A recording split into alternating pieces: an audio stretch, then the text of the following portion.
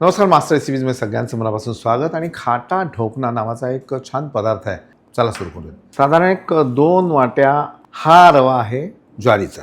त्यामध्ये साधारण 1 वाटी भिजवलेली चण्याची डाळ, चवीनुसार मीठ, 1 वाटीभर ताक,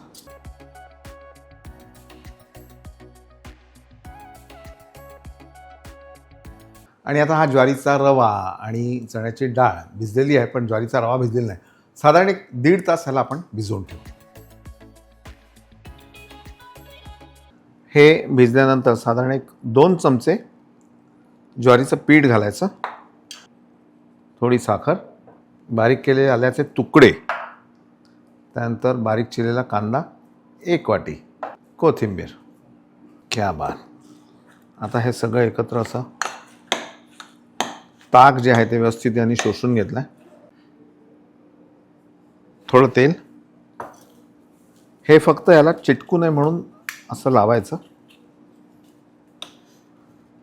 आणि नंतर ह्याचे असे मुटकुळे वळून घ्यायचे. वळताना खूप असं त्या दाबायचं, असं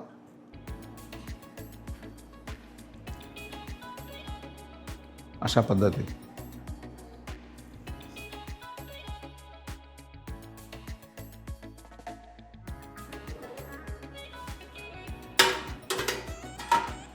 पुढले 10 ते 15 मिनटं विसरून जायचं.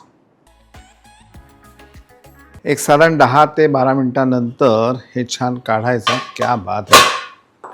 आणि एक छोटी सुरी आहे, त्याने असं ये बात, हे छान शिजल्या गेल्यात.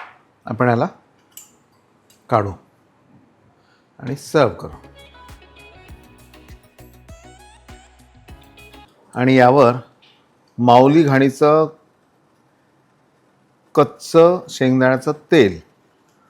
आता यामध्ये 2 ऑप्शन्स आहेत तुम्हाला. एक तर तेल घ्या किंवा साजूक तूप घ्या.